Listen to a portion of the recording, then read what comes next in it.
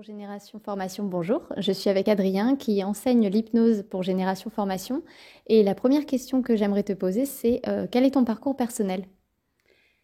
Bonjour à tous, salut Mélissa. Moi j'ai commencé ma vie, je ne savais pas trop ce que je voulais faire, donc j'ai fait un bac S, une prépa, une école de commerce, et après du conseil, en accompagnement du changement dans les entreprises. Et au bout de quelques années, je me suis rendu compte que c'était pas ma voie, que c'était pas ce que je voulais faire, et de fil en aiguille, j'ai rencontré un vieil ami du lycée qui était devenu magicien.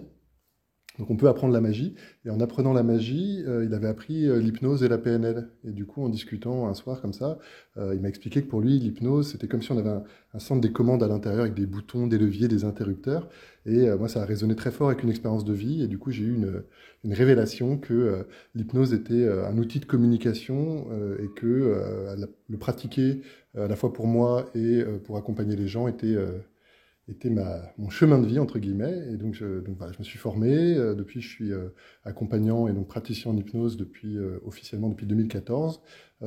Et voilà, de fil en aiguille, quand Génération Formation est venu me chercher pour être formateur, je faisais déjà des formations en entreprise qui adaptent les outils de l'hypnose au contexte professionnel. Mhm. Et donc voilà, quand Génération est venu me chercher, on m'a demandé de concevoir une partie de la formation pour GF. Et c'est comme ça que je suis devenu formateur en hypnose. D'accord, ben merci pour ton explication. Et ensuite, j'aimerais aussi savoir à qui pourrait s'adresser en fait l'hypnothérapie.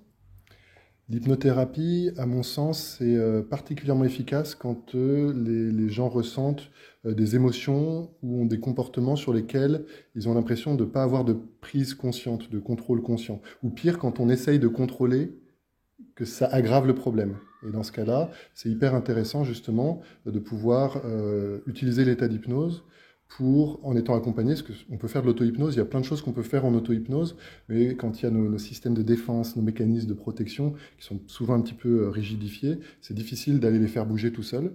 Et donc, se faire accompagner en hypnose à ce moment-là, ça permet justement d'avoir une forme de prise sur nos émotions et sur nos comportements, et de les aider à évoluer, parce que souvent, nos difficultés, c'est des comportements qui, à une époque, étaient efficaces et faisaient sens, mais Mhm. qui, le temps passant, se révèlent moins efficaces, quoi.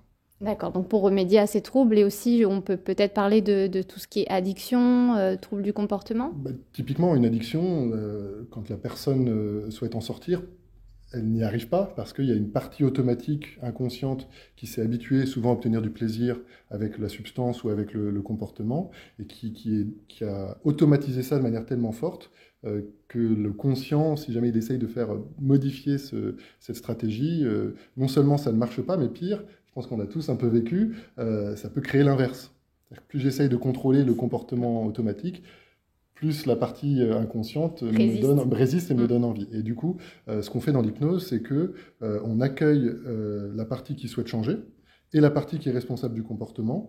Et au lieu d'essayer de forcer, on va favoriser un dialogue pour aider la partie qui était génératrice du comportement. Souvent, ça nous permet d'obtenir du plaisir et du coup de trouver des manières plus ajustées, plus actualisées d'obtenir du plaisir ou de la sécurité. Les émotions, par exemple les crises d'angoisse, c'est souvent une partie de nous qui essaie de nous protéger, mais la manière de le faire finit parfois par même nous mettre en danger.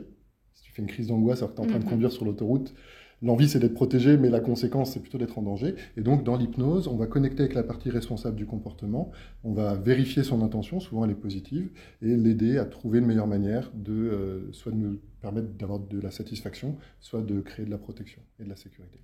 Je te remercie pour ces explications qui sont très complètes et j'aimerais te poser une dernière question. À qui s'adresse l'hypnose, la formation d'hypnose? Alors, à mon sens, la formation en hypnothérapie, en vérité, ça s'adresse vraiment à tout le monde dans le sens où, dans notre société, dans notre culture, on a peu de connaissances sur la gestion des émotions, de nos automatismes, de nos comportements, de nos habitudes. Et donc, moi, un de mes buts, c'est de transmettre ces outils pour que, à vrai dire, il peut être bénéfique pour l'ensemble des gens, de mieux connaître à la fois comment on communique avec soi-même, comment on gère nos émotions, nos habitudes, comment on arrive à évoluer, et comment est-ce qu'on peut mieux communiquer avec les autres, mieux percevoir comment ils fonctionnent, adapter notre communication, être peut-être plus convaincant.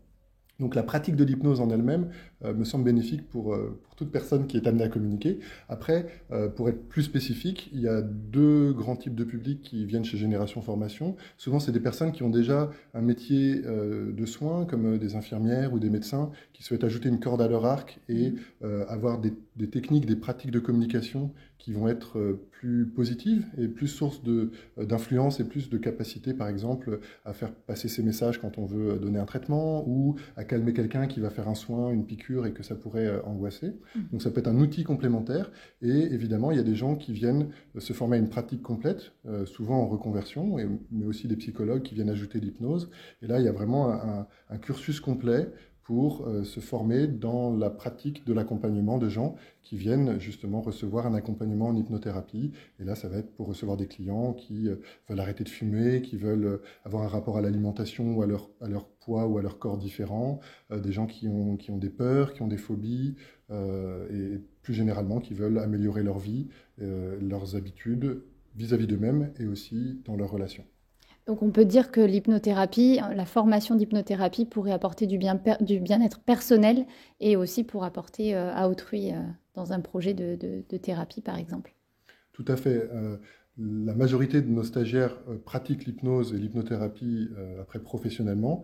Il y en a certains qui ne vont pas jusque-là, mais pour autant qui ensuite ont les outils de communication dans leur vie personnelle ou dans leur vie professionnelle. Et voilà, la plupart font quand même le cursus pour devenir hypnothérapeute et du coup s'installer en tant qu'hypnothérapeute et pouvoir recevoir des gens avec des demandes dans un cadre safe et secure. Il y a également dans le parcours thérapeute qu'on propose, parce que se former à l'hypnothérapie, c'est quand même un enjeu. On reçoit des gens qui peuvent être en souffrance, en vulnérabilité, donc c'est pas anodin. Donc, il y a aussi un module de psychopathologie pour aider ces personnes qui ne sont pas psychologues, qui donc n'ont pas forcément tous les repères, justement de savoir avec qui ils sont en mesure de travailler et avec qui il vaut mieux réorienter, par exemple, vers un psychiatre, parce qu'il y a peut-être des structures psychiques, par exemple, de névrose ou borderline ou psychotique. Et là, a fortiori, quand on est en reconversion et que ce n'est pas notre métier original, on évite de prendre des risques avec des gens qui sont dans des situations de vulnérabilité et de risque. Ouais.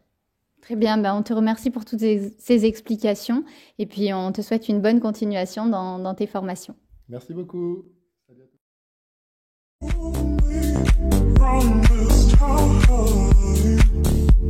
tous.